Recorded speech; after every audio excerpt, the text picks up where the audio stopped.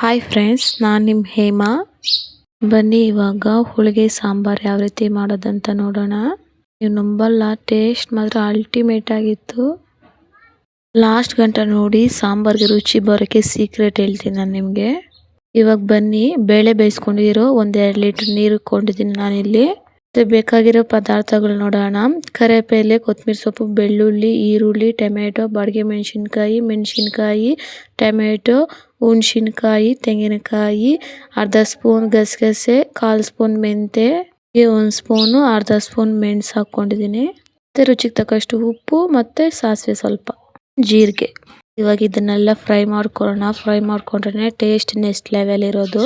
ಸ್ವಲ್ಪ ಬಾಣಲಿಗೆ ಆಯಿಲ್ ಹಾಕ್ಕೊಂಡು ಚೆನ್ನಾಗಿ ಒಂದಾದ್ಮೇಲೆ ಒಂದು ಹಾಕ್ಕೊಂಡು ಚೆನ್ನಾಗಿ ಫ್ರೈ ಮಾಡ್ಕೊಳ್ಳಿ. ಫ್ರೈ ಮಾಡ್ಕೊಂಡಿದ್ದಾದ್ಮೇಲೆ ಒಂದು ಜಾರ್ಗೆ ಶಿಫ್ಟ್ ಮಾಡಿಕೊಂಡು, ನಾನು ಇಲ್ಲಿ ಬೇಳೆ ನಿಮಗೆ ಆಪ್ಷನಲ್ಲು, ನಾನು ಇಲ್ಲಿ ಸ್ವಲ್ಪ ಹಾಕ್ಕೊತೀನಿ, ರುಚಿ ಚೆನ್ನಾಗಿರುತ್ತೆ. 1-2 ಸ್ಪೂನ್ ಬೇಳೆ ಹಾಕ್ಕೊಂಡಿದ್ದೀನಿ. ಅದನ್ನು ಚೆನ್ನಾಗಿ ಪೇಸ್ಟ್ ಮಾಡ್ಕೊಂಬಂದು ಬೇಳೆ ಬೇಯಿಸಿರೋ ನೀರಿತ್ತಲ್ಲ, ಆ ನೀರಿಗೆಲ್ಲ ಹಾಕ್ಕೊಂಡು ನಿಮಗೆ ಎಷ್ಟು ಕನ್ಸಿಸ್ಟೆನ್ಸಿ ಬೇಕೋ ಆ ನೀರನ್ನು ಸೇರಿಸ್ಕೊಂಡು ತಟ್ಟೆ ಒಂದು ಮುಚ್ಚಿಕ್ಕಿ ಚೆನ್ನಾಗಿ ಕಾಯಲಿ. ಇಲ್ಲಿ ರುಚಿಗೆ ತಕ್ಕಷ್ಟು ಉಪ್ಪನ್ನ ಹಾಕ್ಕೊಳ್ಳಿ. 1 ಸ್ಪೂನ್ ಉಪ್ಪು ಹಾಕ್ಕೊತಾ ಇದ್ದೀನಿ ನಾನು. ಅಷ್ಟೊರ್ಗೆ ಒಗ್ಗರಣೆ ಹಾಕ್ಕೊಂಬರೋಣ.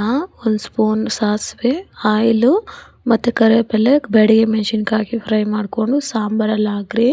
ಫ್ಲೇವರ್ ಘಮ ಘಮ ಅಂತ ಇದೆ. 1 ನಿಮಿಷ ಕುದಿಸಿದಾದ್ಮೇಲೆ ಸೀಕ್ರೆಟ್ ಏನು ಅಂದರೆ, ಒಬ್ಬಟ್ಟು ಮಾಡಿರ್ತೀರಲ್ಲ ಹೂರ್ಣ, ಅದನ್ನು ತಂದು ಇಲ್ಲಿ ಒಂದು 3 ಸ್ಪೂನು 2 ಸ್ಪೂನು ಹಾಕ್ರಿ. ಅವಾಗೆ ರುಚಿ ಎನ್ಹಾನ್ಸಿಂಗ್ ಆಗೋದು, ಟೇಸ್ಟು ಸೂಪರಾಗಿರುತ್ತೆ. ಕೊತ್ತಂಬರಿ ಸೊಪ್ಪು ಸ್ವಲ್ಪ ಹಾಕಿ ಉದುರಿಸಿದ್ರೆ ರೆಡಿನೇ ಆಗುತ್ತೆ. ಸರ್ವ್ ಮಾಡಿ ತಿಂದರೆ ಬಾ ಸೂಪರಾಗಿದೆ. ವಿಡಿಯೋ ಇಷ್ಟ ಆಗಿದೆ ಅಂದ್ಕೊಂಡಿದ್ದೀನಿ. ನಮ್ಮ ಚಾನೆಲ್ನ ಯಾರನ್ನ ಸಬ್ಸ್ಕ್ರೈಬ್ ಮಾಡಿದ್ರೆ ನೋಡ್ತಾ ಪ್ಲೀಸ್